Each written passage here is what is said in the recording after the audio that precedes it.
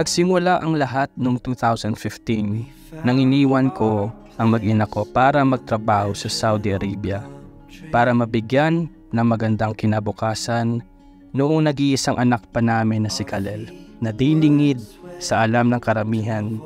Siya ay na-diagnose na special child or autism spectrum disorder. And birds would sing on the banks of a narrow stream.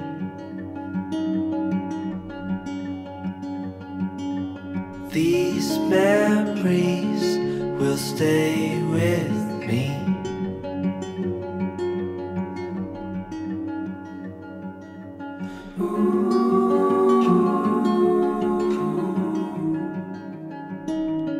Malungkot at mahirap mamasukan sa bansang iba ang kultura at makisalamuha sa iba't ibang lahi. Iba't ibang mga uri ng trabaho ang pinasukan ko para kumita ng malaki. Andyan na yung naging procurement and logistics officer ako, naging sales and marketing manager.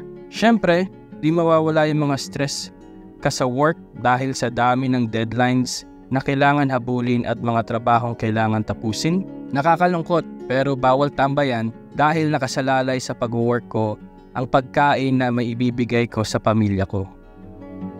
We made our way to a hill beside the sea. Kahit papano, ang pangtanggal ng homesick ko ay yung pagtuturo ko sa mga kapwa Pinoy o ibang lahi na gustong maging fit and healthy. Dito, nababayaran ako ng kada isang oras ng almost 4,000 pesos depende sa kung gaano ka big time yung mga client na tinuturuan ko. Iniipon ko yung mga nakukuha kong income sa pagpa-part-time para mapadala kay Michelle panggastos nila sa Pilipinas. Pagod, puyat, at lungkot ang naging puhunan para kahit papaano magkaroon ng magandang buhay ang aking mag-ina.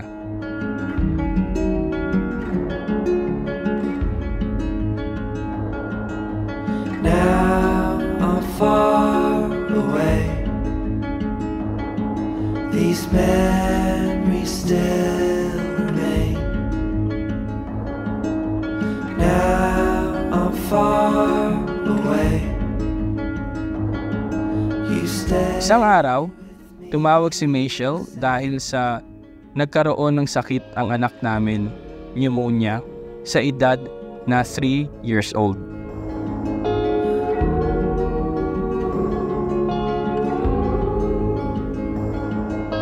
Alalang-alala ako at noon ay gusto ko nang umuwi at tapusin ang contract ko para maalagaan ko ang anak ko. Wala akong magawa kundi tawagan at kausapin si Kalel at padala ng pera para sa pagpapagamot niya.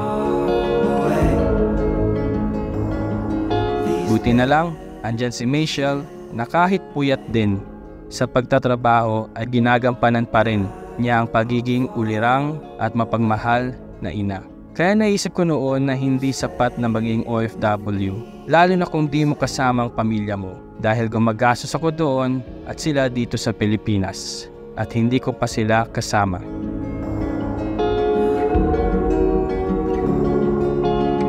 Kaya naman nung nakita ko na ang Ate Mel at si Kuya Alex ay nagtatagumpay sa pinasok nilang negosyo na iFern ay minabuti ko nang i-chat si ate para sabihin na gagawin ko na ang iFern business. Dahil gusto kong maging buo kaming habang kumikita ng maayos at malaki nang nasa Pilipinas lang. December 2018, umuwi na ako ng bansa para magbakasyon lang talaga. Pero nung napanood ko yung 2019 kick-off, grabe, namangha ako ng husto sa mga narating na mga distributors noon, lalong-lalo na kila Up Alex and Up Mel. On the date of my flight, inayos ko na lahat ng bagahe ko, pati passport at papers ko, pabalik ng Saudi Arabia. Dahil ang plano ko noon ay doon i-workout ang iFern business.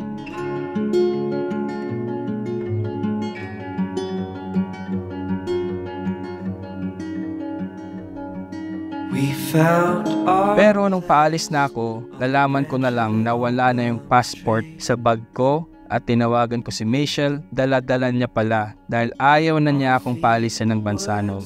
Leap of faith, nagtiwala sa sistema at sa mga uplines at kay Sir Tom, lalong-lalo na kay Lord. Ginawa namin ng todo ang iFern business namin, non-stop grind, day in, day out, paos kung paos, pagod kung pagod. Pero lahat yun ay worth it dahil kasama ko ang pamilya ko at kumikita ng 6 digits every month nang nasa bansa lang. Stay with me. Ako si Carlo Mark Sumalinog at ito ang iFern story ko.